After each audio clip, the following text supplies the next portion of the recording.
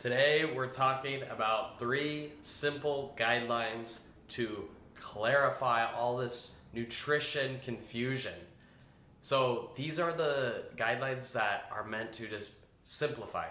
And I bring up these topics like most topics because they arise sometimes directly from conversations, and in this case, indirectly from conversations. Because I just had a conversation with someone, and they started asking me things like, they started asking me things like, is it okay if I have breakfast? Is it okay if I eat 20 minutes after I wake up? Is it okay if I have peanut butter? Is it okay if I have eggs?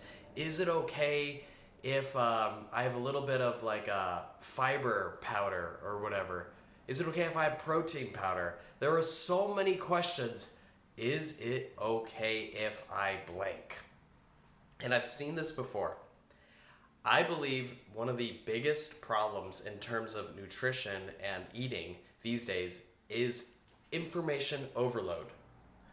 And all this noise out there, especially from all these marketing companies, they're all advertising. Every single time you walk into a supermarket, you're bombarded with all these messages: low fat, high natural, organic, and all these different labels are blasting at you every single time you go into the supermarket. So there's this overload. And one of the problems I see is that there's so much information out there that people don't know how to prioritize the information. They don't know what pieces of information are more important. They don't know what to focus on.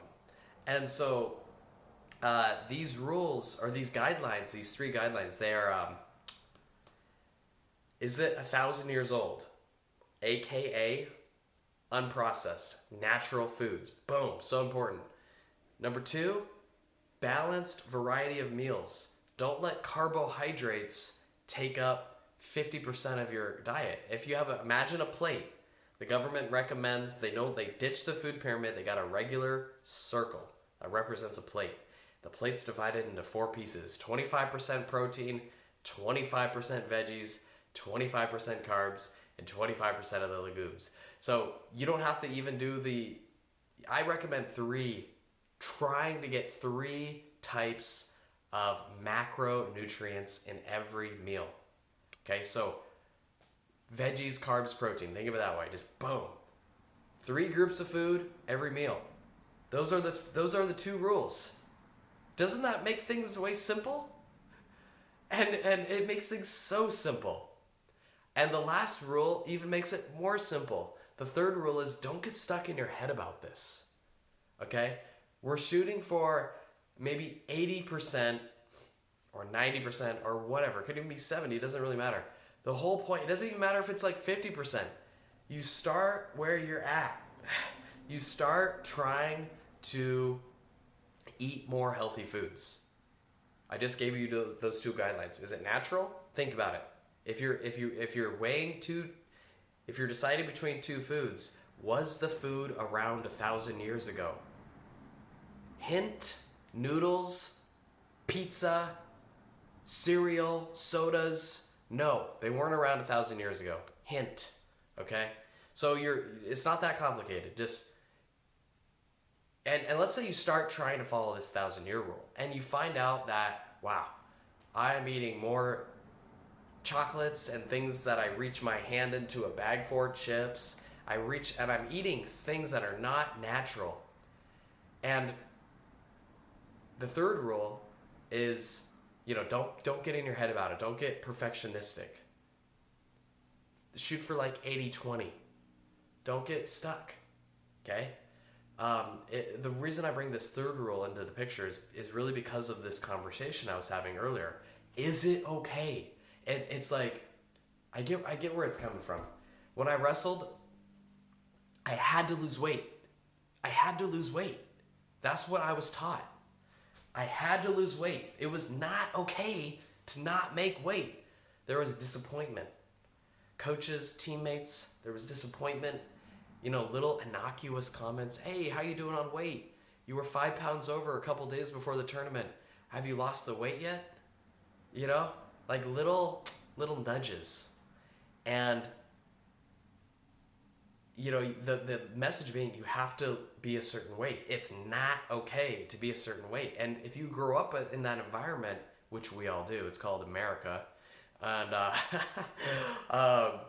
if you grow up in that environment, you might have, you don't, not everyone, but a lot of people have this fear around foods. Is it okay if I blank? And it's like, the question is like, is it okay? It's like, imagine a gun is to your head. And is it okay if I pull the trigger? Hell no! Get the trigger away from your head. Don't fucking point that at people. Jesus Christ. No. But that's what people are asking themselves for peanut butter. Is it okay if I have peanut butter? It's like, am I gonna fucking shoot myself in the head if I have peanut butter? That's what they're asking. And it's like, there's so much fear around simple health decisions that it's analysis paralysis, right? So the third rule is don't get caught. Just is it 1,000 years old? If it's not, don't worry about it. Okay? Remember, don't worry about it. Now here's the glue that makes this all fit together. This is the glue. Okay? Admittedly, this is the glue. When we have these rough plans, there's gonna be. It's not all gonna. It's rough. It's a rule of thumb. It's the big picture, the minutia, the little nuances. There's a lot of nuances in health. They're not all fleshed out with this rule. One guideline that fills in most of the gaps is mindfulness, is body awareness, is you being absolutely honest with yourself for the physical and emotional consequences of what you put in your body.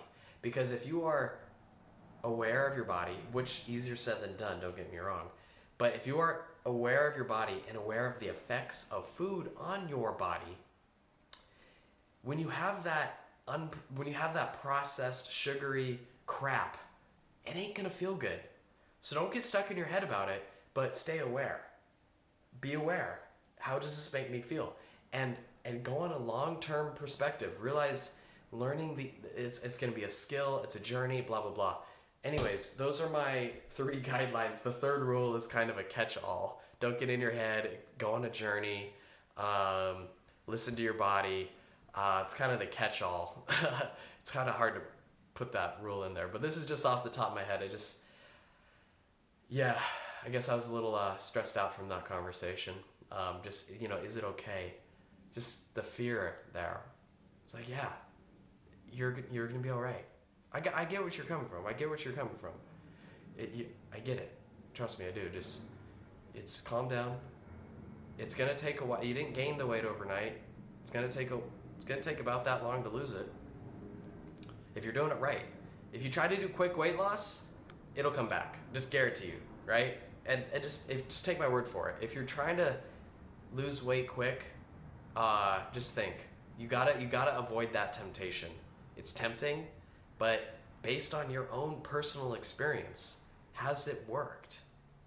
Maybe if we pursue a path where we're listening to our body, when we're being honest, if foods make us feel good, because unprocessed foods don't, we're staying full, we're cutting back on snacking because we're full, we're eating healthier, right? If we just switch to focusing on health and getting rid of all these rules, half the time people, they lose weight quick based on a set of rigid rules that they can't maintain. And so they start breaking these rules and they feel bad, so they fail. They have a failure mentality. You eat when you have a failure mentality, and then you think you can't live up to those rules. But really the rules, you weren't eating enough. You're starving yourself on these rules. And probably you were starving yourself on these rules, but really the rigidity of these rules kept you locked inside of a cage, basically, and it made you say, is it okay? Is it okay if I have these rules? Like, yeah, it's okay. Just eat healthy and listen to your body. All right, peace.